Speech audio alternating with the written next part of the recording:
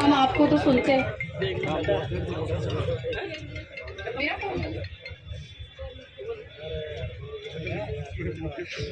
Nurses एकता, nurses एकता, महिला शक्ति, महिला शक्ति। आप सभी को मेरा नमस्कार।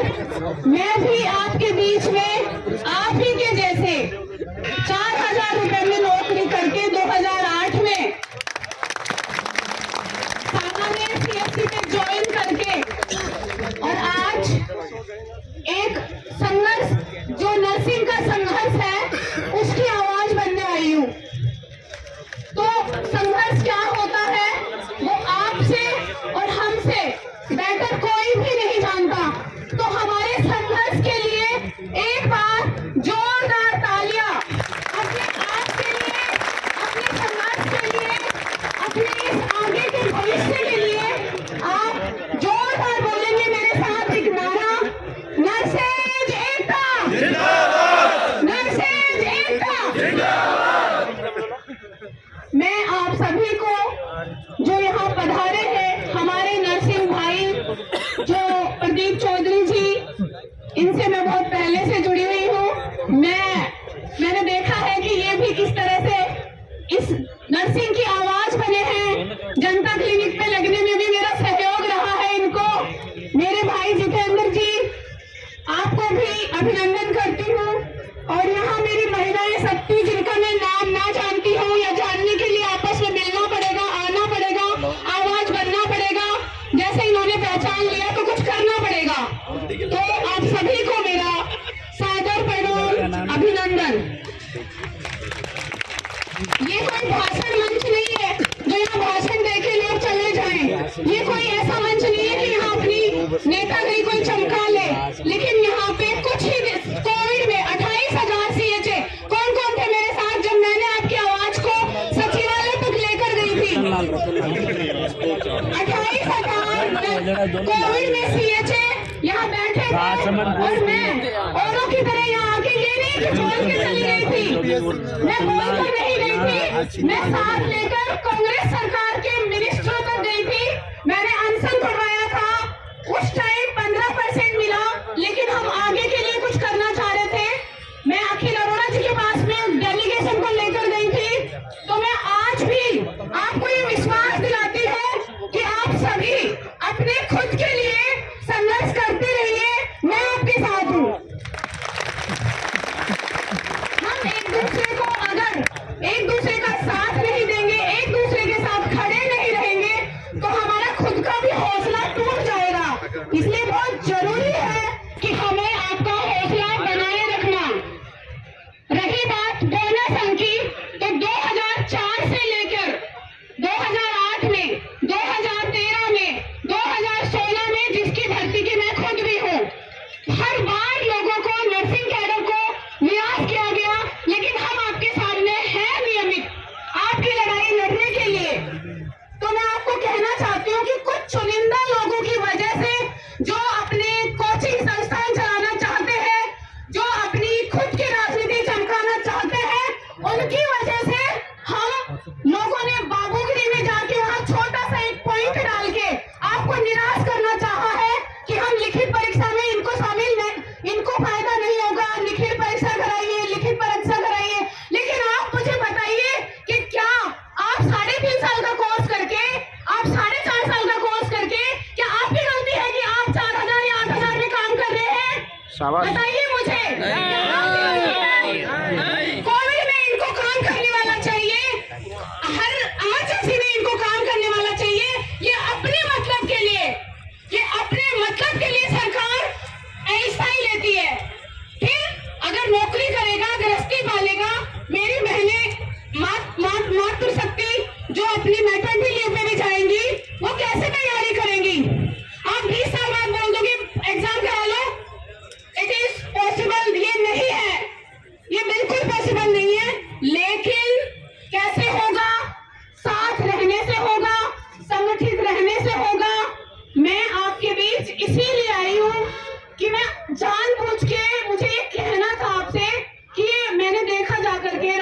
के पास भी, और मैंने और भी, मेरे भाई मुझसे मिलते रहे कि कुछ लोग जनता क्लिनिक पे लगा लिया, हटा दिया।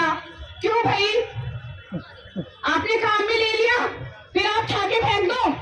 लेकिन मैं आपको बता दूं कि नर्सिंग की जो एसोसिएशन है वो सभी विभाग में सबसे ऊपर है। हम नियमित हुए हैं, हमने जीत हासिल करी है। किसी भी कैडर में इतनी बड़ी संख्या में नियमित नहीं होते हैं, तो वो सोचते उनका तो एक 6 महीने का कोर्स हो गया, 1 साल का कोर्स हो गया, 2 साल का कोर्स हो गया। हमारा प्रोफेशन नोबेल प्रोफेशन है। हमारी जो ट्रेनिंग सिस्टम है वो मिनिमम 3.5 साल की है। हम ऐसे ही मतलब हम लग जाएंगे, 10 साल खराब कर देंगे, फिर हम घर चले जाएंगे। यह पॉसिबल नहीं है।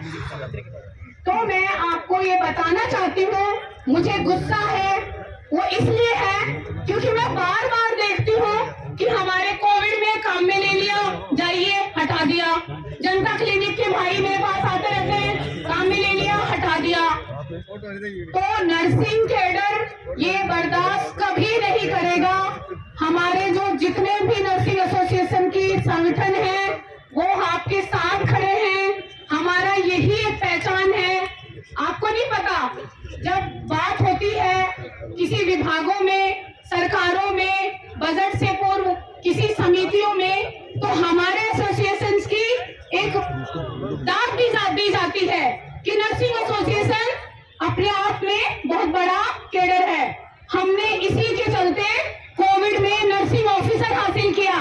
आप एक बार जोरदार तालियां बजाइए उन लोगों के लिए जो शुरू से नर्सिंग ऑफिसर की कर रहे थे लड़ाई। केंद्र के समान नर्सिंग ऑफिसर हमें मिला। आज हम हमारे नेम प्लेट पे ऑफिसर्स लगाते हैं। सबको अच्छा लगता है ना? सबको लगता है? नर्सिंग ऑफिसर मिलना इतना आसान नहीं था। कोविड में जब मैं जाने लगी रोहित सिंह जी IAS के पास, तो मैं जिस संगठन में थी उन्होंने मुझे बोला कि हम टर्मिनेट हो जाएंगे। कोविड में सचिवालय में घुसना आसान नहीं है, लेकिन मैं मेरी एक महिला को ले जाकर लेटर पैड छपवाकर और जाकर दिया।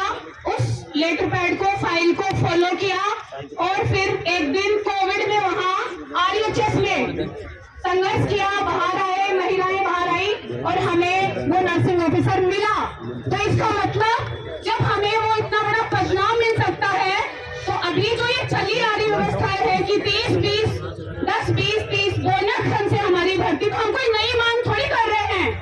ये नया कीड़ा शुरू कर दिया कि नहीं, तो ये कुछ लोगों की साजिश है, ये कुछ लोगों की चाल है इस संगठित भीड़ को या इस संगठित क्वालिफाइड नर्सेस नोबल प्रोफेशन को रोकने की। तो आप सभी से मेरा ये निवेदन है कि आप बिल्कुल हार नहीं मानेंगे। एक बार जोर से हाथ उठाकर मेरे साथ बोलिए, आप हार नहीं मानेंगे। हार नहीं मानेंगे। मेरे साथ हैं। आपके जो संघर्षरत साथी हैं, अभिषेक जी, प्रदीप जी, हमारे लीडर जितेंद्र जी के साथ हैं। तो मैं आपसे वादा करती हूँ कि मैं भी आपके साथ कंधे से कंधा मिलाकर आपके साथ खड़ी रहूंगी। और मुझे कुछ थोड़ा सा आता है कि सरकार से कैसे लिया जाए, काम कैसे कराया जाए, तो हमें ये थोड़ा सा आता है। इसी से लोग जलकर हमारी शिकायतें भी करते हैं कि 2 आदमी है फिर भी काम करा लेते हैं। सिर गिनाने की जहाँ जरूरत है वहाँ गिना सकते हैं, लेकिन हमें फाइल का जहाँ फॉलो करना है, जहाँ हमें जाकर अपनी लाइसेंस बनाकर वेरी गुड हमारी विधानसभा में हमारे हर क्षेत्र से चुने गए जो कैंडिडेट्स हैं उनको मजबूर करके उनके लेटर पैड पे लिखा के भी हम हमारी मांग को पूरी कर सकते हैं। तो जरूरी नहीं कि हम हर बार बाहर आके बैठे, हम हर दिन नहीं बैठ सकते। तो आपको इस प्रक्रिया को भी फॉलो करना पड़ेगा कि आप जिस भी विधानसभा से आते हैं, आप अपने कॉलोनी के पार्षद से, आप अपने डेलीगेशन से, आप अपने विधायक से पीछे लग जाएंगे उनके, क्योंकि मुझे सब पता है कि आप सब उनके वरीकर को रात और दिन दिखाते हैं। एक बार पता लग जाए ना, SMS में कोई है मेरे को देखना, क्योंकि भीड़ है, तो आप उसको काम में लीजिए, आप अपनी ताकत को काम में लीजिए और जल्दी से जल्दी ये जो सरकार है, ये बहुत मैं माननीय मंत्री जी के लिए कहूंगी कि वो इतने रोए पर्सन है, अगर उनकी आपकी बात को उनको समझाने वाला चाहिए। मैं समझाऊंगी, मैं आपके साथ चलूंगी। अगर आपको कोई समझाने वाला चाहिए तो वो इंसान हर एक जेन्युइन मान के लिए हमेशा रेडी है। इसकी गवाह मैं खुद हूँ। चाहे मेरा काम नहीं हुआ हो, लेकिन मैंने देखा है रात दिन कि जो जेन्युइन बात है, अगर हम समझाएंगे कि हम इतने साल से जॉब कर रहे हैं, हम हमारी ड्यूटियां मॉर्निंग इवनिंग नाइट करते हैं, हम अभी परीक्षा के लिए कब तक वेट करेंगे, फिर रोक लग जाती है, तो हमें ये सीधी भर्ती का रास्ता इस तरह से है, तो उनकी तो कलम चलती है, रोकने वाला तो जाके रोक भी देगा। तो मैं आपसे ये निवेदन करती हूँ कि आप अपने अपने बिहाफ पर, अपनी अपनी जगह पर निराशा को अपने ऊपर हावी न होकर आप सभी इस लड़ाई को ऐसे एक दिन का सांकेतिक धरना नहीं, रोजाना इसमें आपके भाई लगे रहते हैं, और रोजाना इसमें कुछ न कुछ होना चाहिए। और आप मुझे बता दीजिए कि मेरे से आपको मेरे से क्या आशा है। मेरे पास कुछ भाई आए थे कि आप हमें माननीय मंत्री महोदय से मिलवाइए। हालांकि मेरा जो संगठन है वो राजस्थान में नर्सिंग का एक महिलाओं का संगठन है।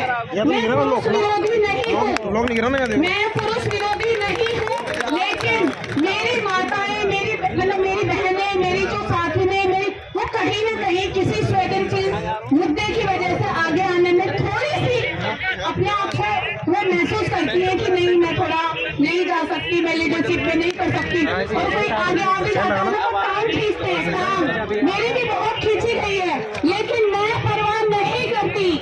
इसलिए आप महिला शक्ति को, मेरा जो संगठन है वुमेन वेलफेयर नर्सिंग ऑर्गेनाइजेशन, वो महिलाओं का एकमात्र संगठन है, तो हम महिला शक्ति और भाई मिलकर हम नर्सेज एकता, नर्सेज एकता, हमारे भाइयों में जोश है।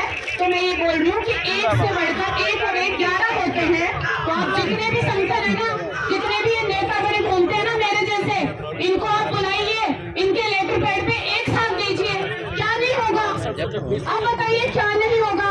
क्या अपने एसोसिएशन 10 बने हुए हैं, 10 के लेटर पैड पे एक साथ आपके बराबर में खड़े रहेंगे तो क्यों नहीं होगा? और वो भी इसी लाइन से आए हैं, वो भी इसी रास्ते से आए हैं। तो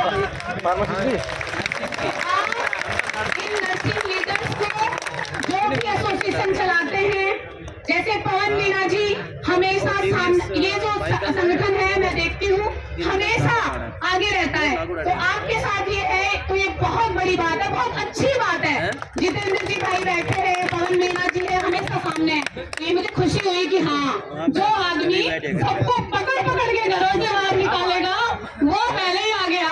तो मुझे खुशी हुई कि हाँ चलो पवन मीना जी लीड कर रहे हैं, इसका मतलब अब सारे नर्सिंग वाले आ जाएंगे, जितना जल्दी हो सके चालू हो जाओ ना।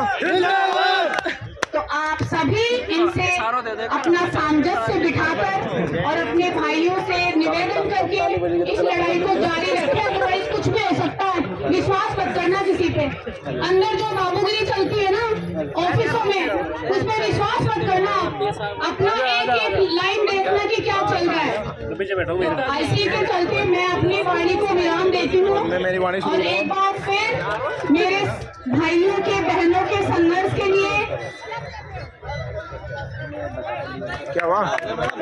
नर्सेज एकता, नर्सेज एकता, नर्सेज एकता।